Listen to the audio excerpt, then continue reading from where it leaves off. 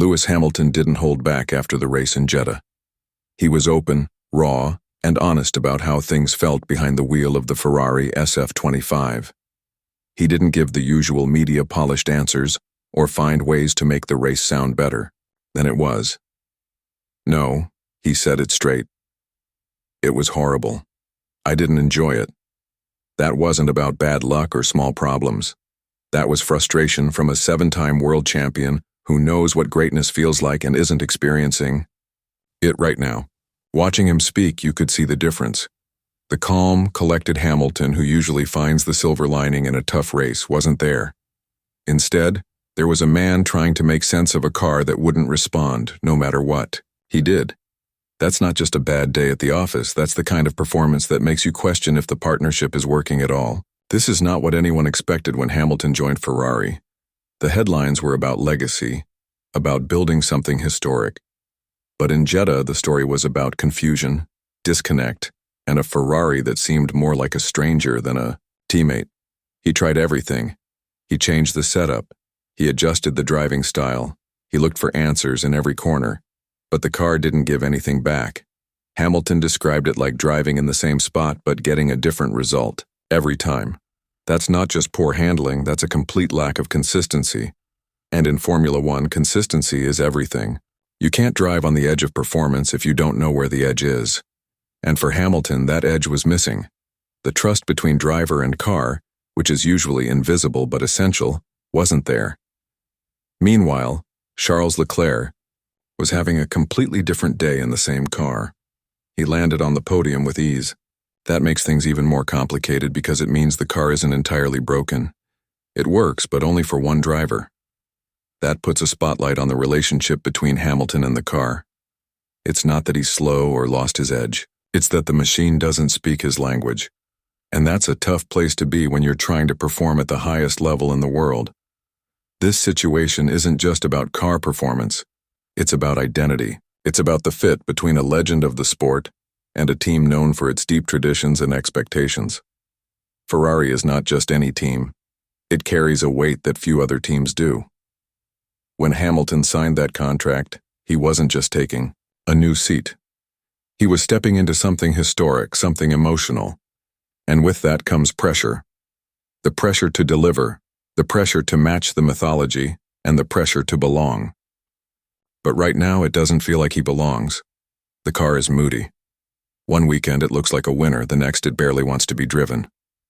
That kind of unpredictability is the worst enemy for a driver who depends on feedback and balance. For Hamilton, who built his success on cars that felt like an extension of himself, this Ferrari feels like a silent partner in a dance that requires rhythm and response. He knows what he needs, but the car won't give it to him. What makes it worse is the comparison. Leclerc isn't just doing well, he's thriving. He's been with Ferrari for years. He knows how the team works, he knows how the car behaves. And maybe the SF25 was designed more around his style, whether intentionally or not. That's not favoritism. That's familiarity. It's the result of years of collaboration. So when Hamilton struggles, it doesn't just look like a car issue. It starts to look like a driver issue. And that's the dangerous part. Because once people start questioning the driver instead of the machinery, the narrative starts to shift in a damaging way. Hamilton isn't washed. He hasn't lost it. He's still the same driver who turned rainy chaos into masterclasses. But he's in a situation now where nothing feels settled. He's trying to bond with a machine that seems uninterested in bonding back. And Ferrari, for all its brilliance, doesn't have a great track record of giving drivers time to figure things out.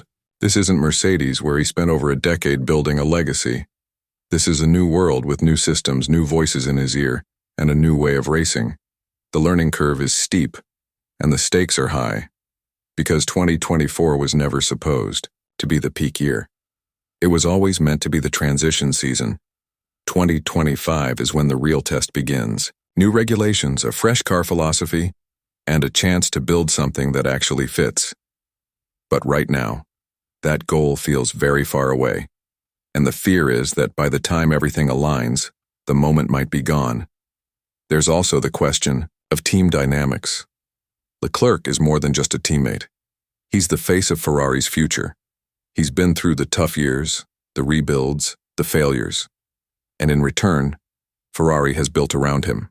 That makes it hard for someone like Hamilton to walk in and take equal footing. Even if you're a 7-time world champion, you can't just demand space in a house that someone else built. And Leclerc's bond with Ferrari isn't just about performance. It's about identity. He is Ferrari, and Ferrari is him. Hamilton has to navigate that. He has to find a way to fit in without losing who he is. And that's the real challenge. Because the worst thing that can happen to a driver is not losing races, it's losing your sense of self. When your feedback is ignored, when your style doesn't match, when your teammate keeps outperforming you in the same machinery, it chips away at you. Not just your confidence, but your whole foundation as a competitor. But here's the thing, Hamilton hasn't given up. He's still showing up. He's still searching. He's still believing that this can work. That matters. Because it's easy to perform when things are perfect, it's easy to smile when you're winning. But real character shows when things are broken, when nothing makes sense and you still keep going. That's where Hamilton is right now.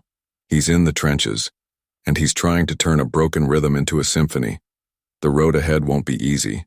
There will be more tough weekends, more races where Leclerc shines and Hamilton struggles. But every lap he completes, every setup change he experiments with, brings him a step closer to understanding the car. Ferrari, too, needs to listen more.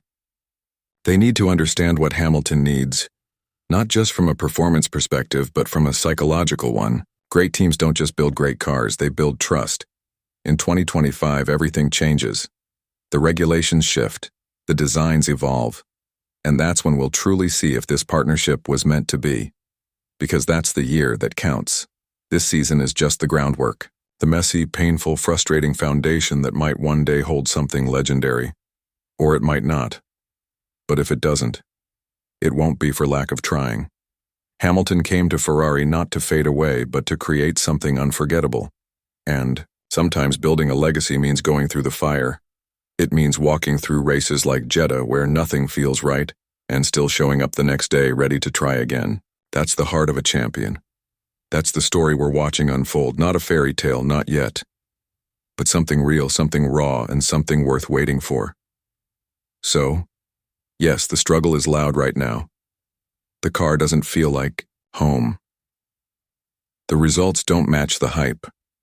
But underneath it all, there's still belief. Belief that this story isn't over. That this car can be tamed. That this partnership can sing. And if it ever does, if the red machine and the man in the red suit ever find their rhythm, the rest of the grid better be ready. Because when Hamilton dances, he doesn't just win races. He rewrites history as the season unfolds. Lewis Hamilton's resolve will undoubtedly be one of the most scrutinized narratives in the paddock.